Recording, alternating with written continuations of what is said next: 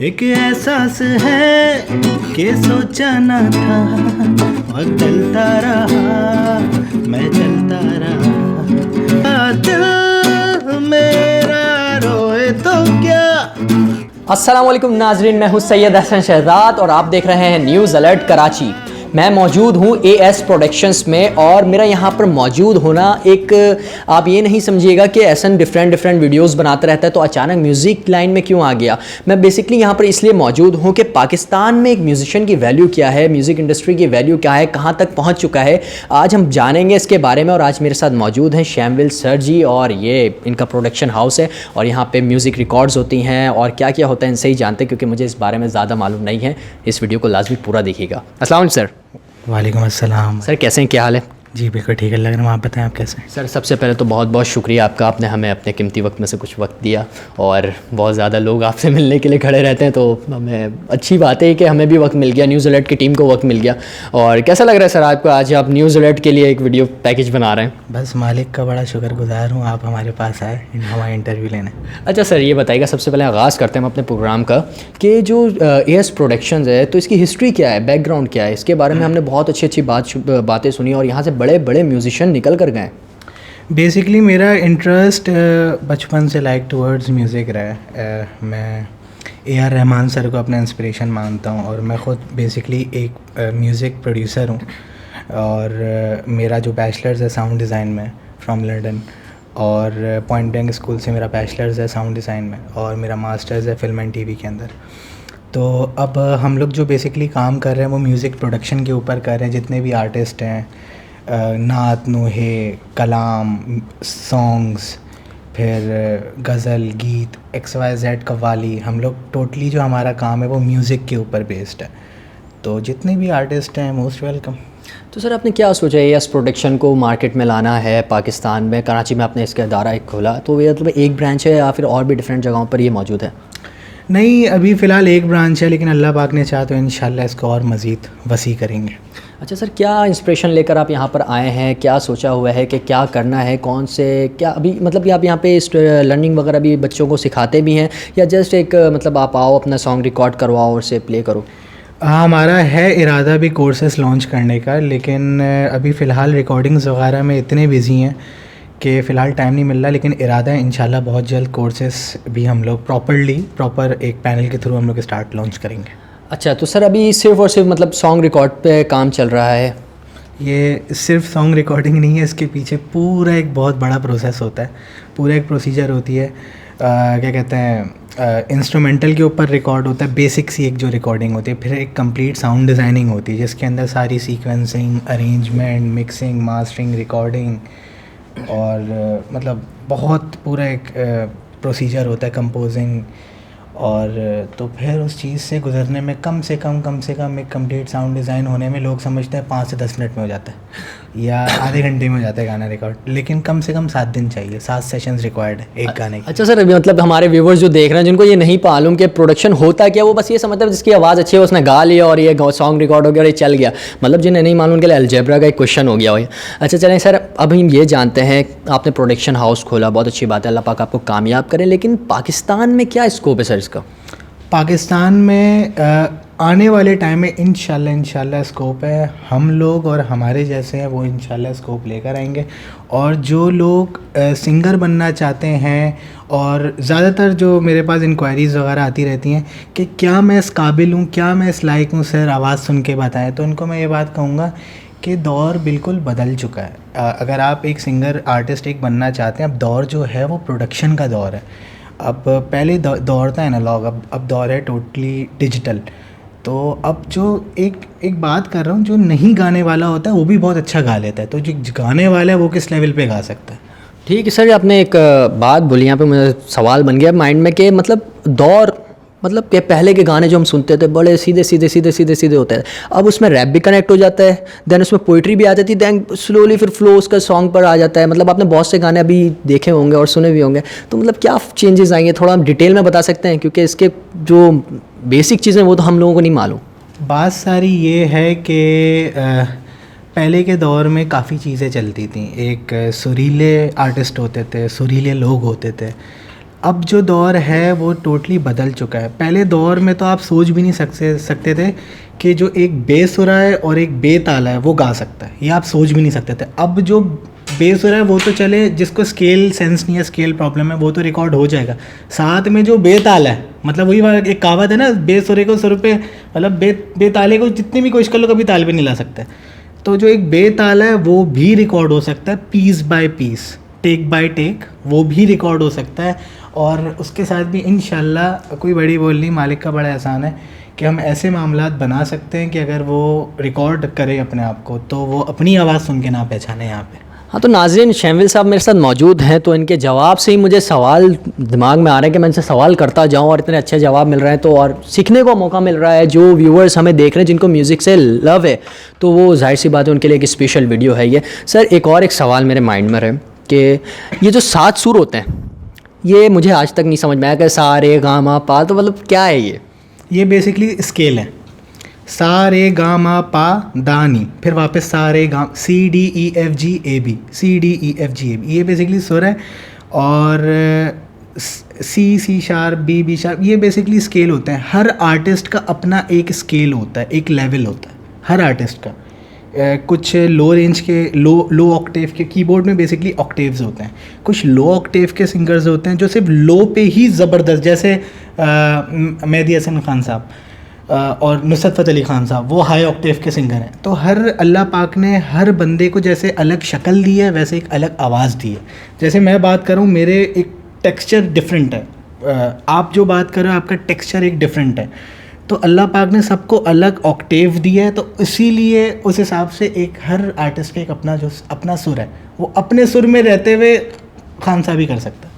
अच्छा सर, अच्छी बात है। और ये सुर के मामलात जो होते हैं बहुत मुश्किल होते हैं, हर किसी के समझ में नहीं आने वाले। तो इसकी कोई क्लासेस वगैरह भी होती हैं? अगर कोई शॉर्ट कोर्स करना चाहे तो हमारे व्यूवर्स को क्या गाइड करेंगे आप? मतलब अगर जिनके पास पैसे नहीं हैं, वो डिप्लोमा, मतलब कि इसमें अगर मैं कहूँ कि मुझे नहीं मालूम इंजीनियरिंग होती है फिर कौन सी फील्ड होती है, तो इसे थोड़ा आप गाइड करें हमारे व्यूवर्स के साथ। मतलब अगर कोई है जो सिंगिंग करना चाहते हैं, या कुछ ऐसे हैं जो गिटार सीखना चाहते हैं, तो मतलब ये जो छोटी छोटी चीज़ें हैं, इनके लिए मैं ये कहूँगा कि आपकी जेब, मेरे पास आ रहे होते हैं लोग दूर दूर से ट्रैवल करके कि सर कोर्स करना है सिंगिंग का या गिटार का, तो मैं उनको ये बात बोलता हूँ, आप जेब में अपने पूरी दुनिया लेके घूम रहे हो और आप मुझसे मतलब आप यूट्यूब सर्च करो, आपको ट्यूटोरियल्स मिलेंगे, प्रॉपर आपको सारी वीडियोस मिलेंगी, सिंगिंग के ट्यूटोरियल्स मिलेंगे, गिटार के ट्यूटोरियल्स आपको मिलेंगे।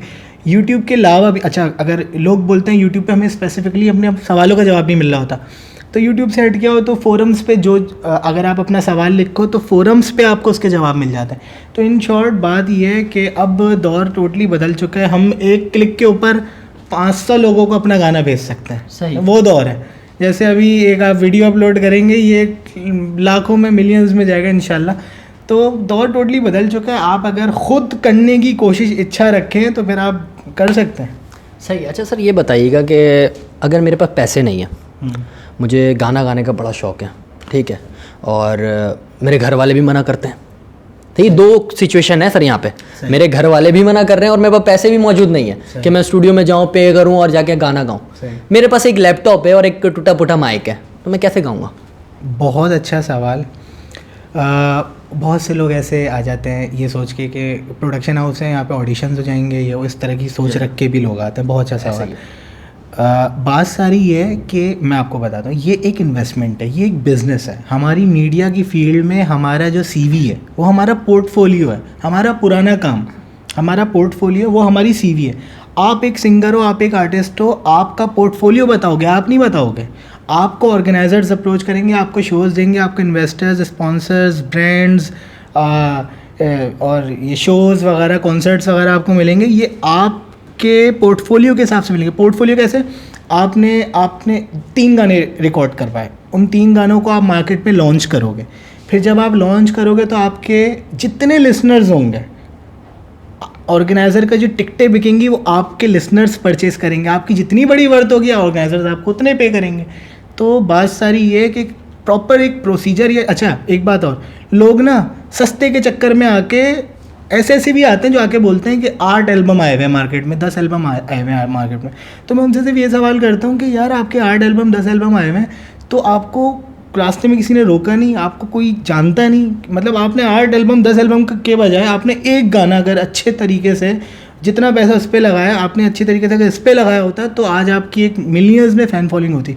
अब एक तरीक़ेकार भी, हम लोग बेसिकली रिकॉर्ड लेबल्स में भी डील करते हैं। टी सीरीज़ अपना पंजाब, वाइट हिल रिकॉर्ड्स, देसी म्यूज़िक फैक्ट्री, जज रिकॉर्ड्स, ये जितने भी इंटरनेशनल रिकॉर्ड लेबल्स हैं ये हमारे प्लेटफॉर्म पे, तो हमारे पैनल पे, तो हम लोग, ये लोग भी पैसे लेते हैं। अब क्लाइंट है, उसको एक ऑडियो का हम लोग फीजिबल बजट बनाते हैं, एक फिल्म मेकिंग का फीजिबल बजट बनाते हैं, और रिकॉर्ड लेबल से लॉन्च करने या पर्सनल मार्केटिंग करानी, उसका एक फीजिबल बजट बना के हम देते हैं, जिससे क्लाइंट रिकॉर्ड करके खुद को लॉन्च करता है। फिर जब आपके मिलियंस में वर्थ होगी, मिलियंस में आपकी फैंस फॉलोइंग होगी, तो फिर आपका वो चीज़ आपका वर्थ डिसाइड करेगा कि आप एक सिंगर हो।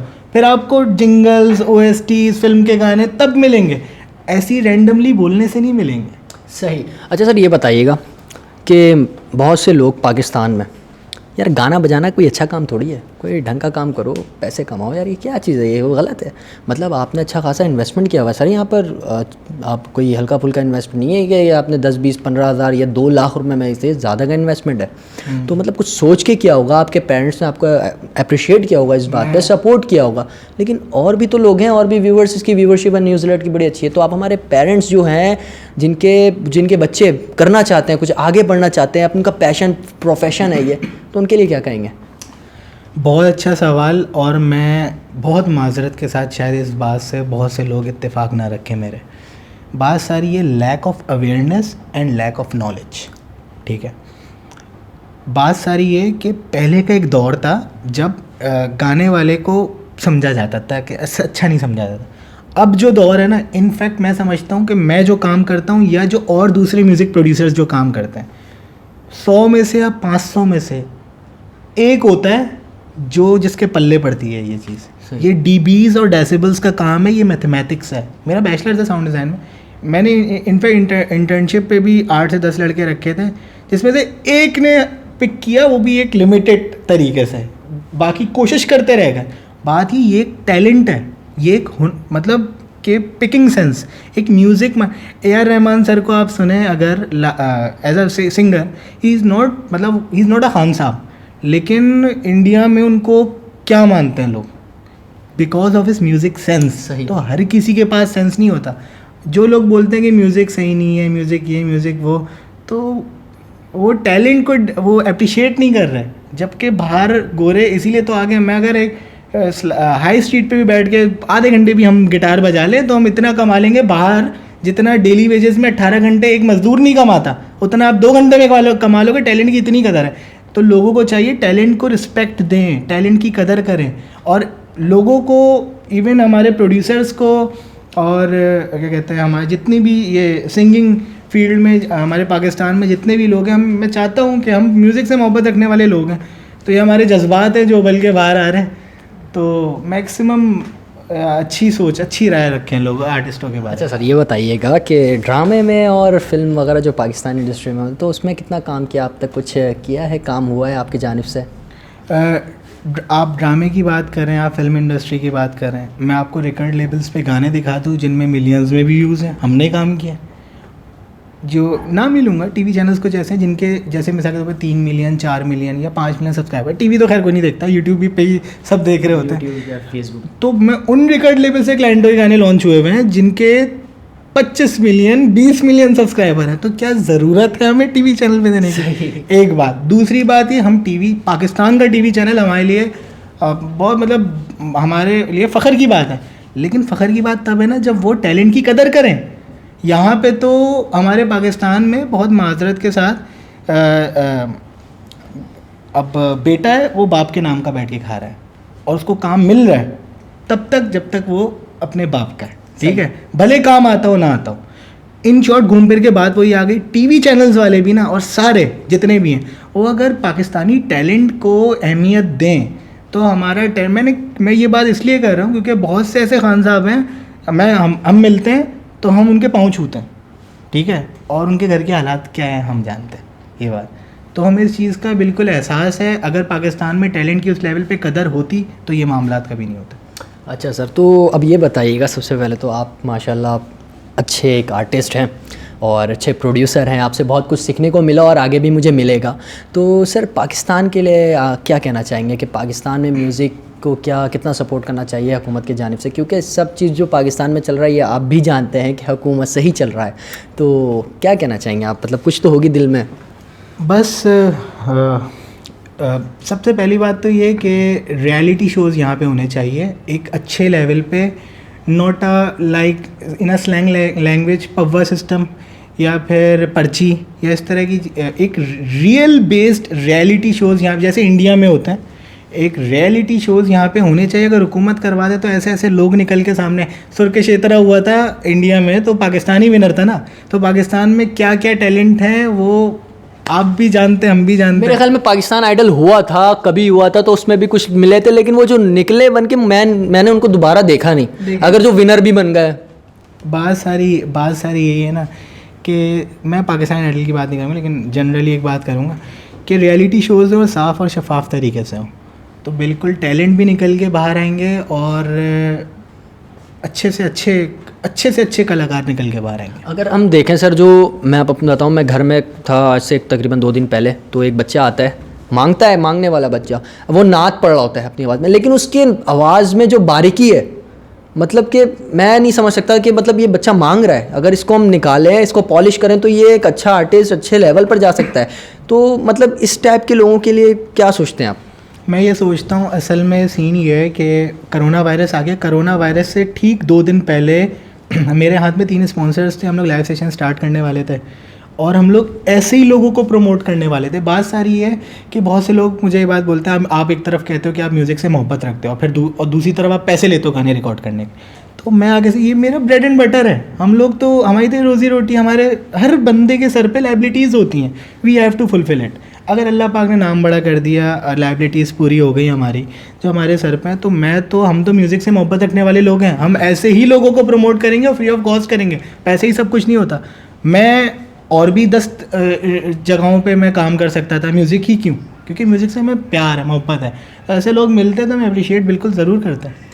तो सर ऐसे तो मैं अपने वीडियोस को एंड नहीं करूँगा, अब अख्ताम के जानिब जाना है, तो उसमें आपकी आवाज़ में कुछ रैप हो जाए या सॉन्ग हो जाए जो आपको अच्छा लगे, क्योंकि हमारे व्यूअर्स चाहते हैं कि अगर आप बात इतनी अच्छी करें तो आवाज़ भी आपकी अच्छी होगी और गाना या रैप अगर जो भी आप करें तो वो भी बहुत ज़बरदस्त होगा। तो सर कुछ न्यूज़ अलर्ट के व्यूअर्स के लिए। एक एहसास है कि सोचा ना था, वक्त चलता रहा, मैं चलता रहा, अंधेरों में भी एक रोशनी थी, उस रोशनी में घर जलता रहा। दिल मेरा रोए तो क्या, वक्त इरादों को तोड़े तो क्या, मंजिल तो अपनी पाएंगे हम, वक्त को अपना बनाएंगे हम। वो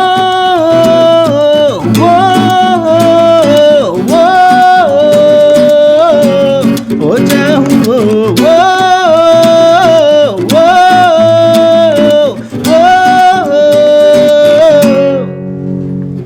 वाह भाई, बहुत ज़बरदस्त।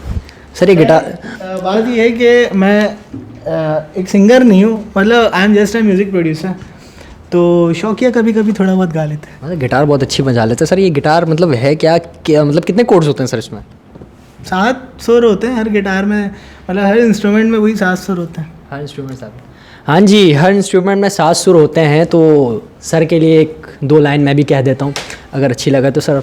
और कि मंजिल उन्हीं को मिलती है जिनके सपनों में जान होती है, मंजिल उन्हीं को मिलती है जिनके सपनों में जान होती है, परों से कुछ नहीं होता, हौसलों से उड़ान होती है। इसी के साथ इजाज़त दें अपने मेज़बान सैयद अहसन शहजाद को। फिर मुलाकात होगी नई वीडियो के साथ, तब तक के लिए अल्लाह हाफ़िज़, फ़ी अमानिल्लाह, दुआ में याद रखिएगा। वक्त इरादों को तोड़े तो क्या, मंजिल